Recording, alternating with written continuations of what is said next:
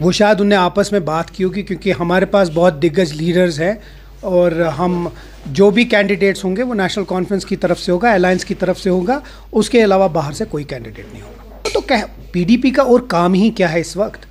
अगर आज की डेट पे पीडीपी ने जो तबाही की हो तो उन्हीं की वजह से, तो उनको रेलेवेंस अपने आप को लाने में यही चीज़ें बोलेंगे, जो चीज़ पॉसिबल नहीं है वही चीज़ बोलेंगे।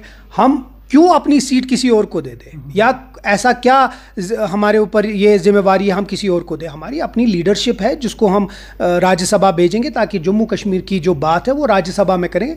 अब लीडरशिप इसके ऊपर बैठेगी, कैंडिडेट्स आपको कुछ दिन में हम बता देंगे और मैं आपको फिर से बताऊंगा, कोई भी आउटसाइडर नहीं होगा। तो कांग्रेस ने रीच आउट किया है हमारी लीडरशिप को। अब लीडरशिप इसके ऊपर सोच रही है, बहुत सारी चीज़ें, बहुत सारी बातें चल रही हैं। नेशनल कॉन्फ्रेंस तो चाहेगी कि जिस तरह पिछली बार असेंबली इलेक्शन में हमने बहुत सारे कुर्बानियाँ दी कांग्रेस के लिए, इस बार हम कोशिश करें, लेकिन अल्टीमेटली हाई कमांड डिसाइड करेगा।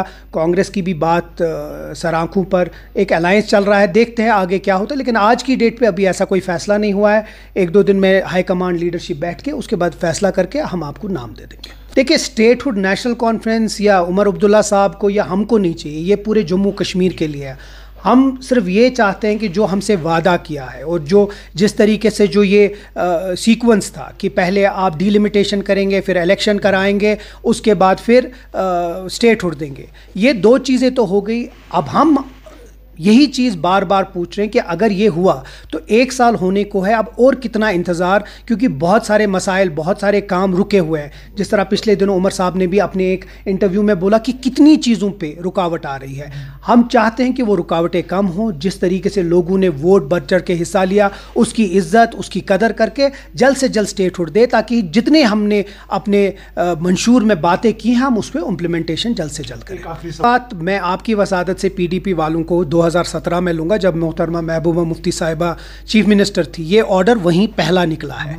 पहला ऑर्डर जो इसके बारे में था वो 2017 में, शायद पीडीपी उनने अपना जो पास्ट है वो हमेशा भूल जाते हैं। वो हमेशा हमको ये दिखाना चाहते हैं कि वो 2014 भी हमें बुलाना चाहते हैं, 2019 भी, लेकिन हम उनको बार बार याद दिलाएंगे 2014 भी, 2019 भी और 2017 का जो ये ऑर्डर था सोशल मीडिया का, क्योंकि अगर वो ठीक है तो ये ठीक था, अगर वो गलत है तो ये भी गलत है। अब जहाँ तक हमें जो एजुकेशन डिपार्टमेंट है उसको देख रही है और जहाँ भी हमें लगेगा इसमें गलतियाँ हुई उसको सुधारेंगे।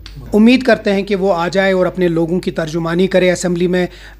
हम बार बार यही कहते आए हैं कि जो उनके ऊपर जो एक्ट लगा है वो कुछ ज़्यादा था, ऐसा नहीं होना चाहिए था। बहुत तरीके थे बात करने की, बट क्योंकि स्पीकर साहब ने भी कहा है कि हम कोशिश करेंगे कि वो आके अल्टीमेटली हाई कोर्ट को डिसाइड करना है कि वो असेंबली अटेंड कर सकते हैं कि नहीं, लेकिन हमारी तरफ से अगर आप मुझसे पूछें तो हमारा ये कहना है कि वो एक चुनिंदा एमएलए हैं और मुझे लगता है उनको मौका देना चाहिए असेंबली में आके अपनी बात करें, अपने लोगों की बात उस पर कुछ कंसेंसस आपका बना है नेशनल कॉन्फ्रेंस का? जो भी बडगाम सीट या नगरोटा की सीट है उसमें वो आज 4 बजे जब प्रेस कॉन्फ्रेंस में अगर बडगाम और नगरोटा सीट का डिक्लेयर हुआ, उसके बाद फिर जिस तरह हमारा जो तरीका है पार्टी में, कोर ग्रुप बैठ के इसके ऊपर फैसला करती है, उसके बाद फिर हम कंसेंसस करके फिर आपको कैंडिडेट दिला देंगे।